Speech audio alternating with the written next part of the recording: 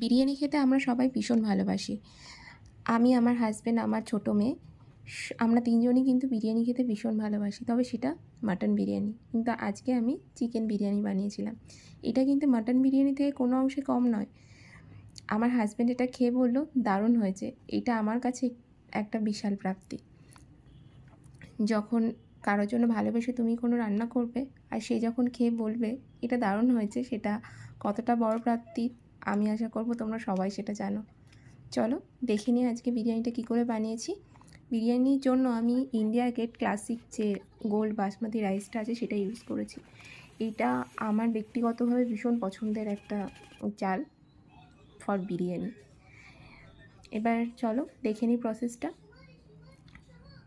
তেলটা ভালো করে গরম হয়ে গেলে আলুগুলোকে লাল লাল করে একটু ভেজে নেব। এপিট ওপিট করে ভালো করে লাল লাল করে ভেজে নেব। তারপর ফোড়নটা দিয়ে গোটা গরম মশলা ফোড়ন দিয়ে পেঁয়াজ কুচিগুলো দিয়ে দেবো। পেঁয়াজটা যখন ভাজা হবে তখন আগে থেকে ম্যারিনেট করে রাখা মাংস দিয়ে দেবো। আর এই মাংসটা কিন্তু আমি সমস্ত মশলা দিয়ে ম্যারিনেট করেছি। আদা রসুন বাটা, বিরিয়ানি মশলা, দই, কেওড়া জল, গোলাপ জল, মিঠা আতর সব কিছু দিয়ে। এবার এটাকে কষানোর জন্য দিয়ে দিতে হবে। তারপর চালটা জলে ভিজিয়ে রাখবো বেশ কিছুক্ষণের জন্য। আর একটা পাত্রে ডিম সেদ্ধ করতে বসিয়ে দিয়েছি। এবার চলো দেখে নিই চালটা কী করে রেডি করছি।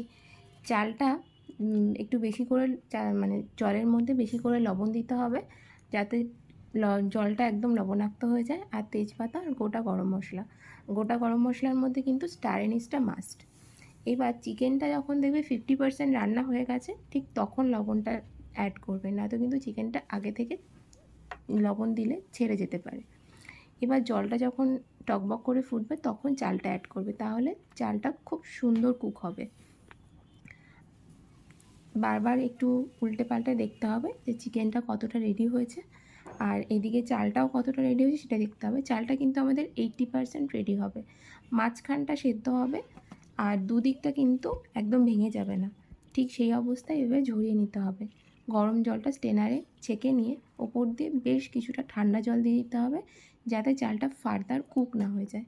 এবার লেয়ারিংয়ের পালা। নিচে চিকেন দিয়ে ওপরে চাল, তারপর আবার চিকেন, চাল, এভাবে দিতে হবে। কিন্তু আমি যেহেতু তিনজনের জন্যই রান্না করেছি, পরিমাণটা কম, সেই জন্য আমার একটাই লেয়ার হয়েছে। এবার আমার লেয়ারিং করা কমপ্লিট। ওপরে আমি এবার আলুগুলো দিয়ে দেব আর সেদ্ধ ডিমগুলো সাথে বেরেস্তা সব একসাথে সুন্দর করে সাজিয়ে দিতে হবে। এটা তোমরা তোমাদের মতো করে লেয়ারিং করবে। আর তার উপর দিয়ে দুধের এই মিশ্রণটা দেবে। দুধের মধ্যে ঘি, মিঠা আতর, গোলাপ জল, কেওড়া জল সব কিছু অ্যাড করা আছে।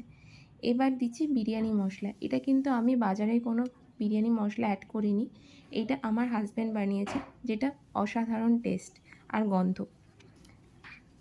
তারপর আমি কিছুটা ঘি অ্যাড করেছি, ঘিটাও বাড়িতে বানানো।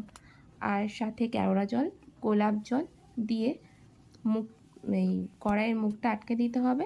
আর কড়াইয়ের মুখের ফুটোটা একটা লবঙ্গ দিয়ে আটকে দিয়েছি। ব্যাস, এবার দমে রেখে দাও 10 মিনিট। ব্যাস, আমাদের টেস্টি চিকেন বিরিয়ানি রেডি। সবাই ট্রাই করো আর আমাকে জানিও কেমন লাগলো। চলো আজকের মতো টাটা, সবাই ভালো থেকো। আবার কোনো একদিন দেখা হবে কোনো একটা রান্নার রেসিপি নিয়ে।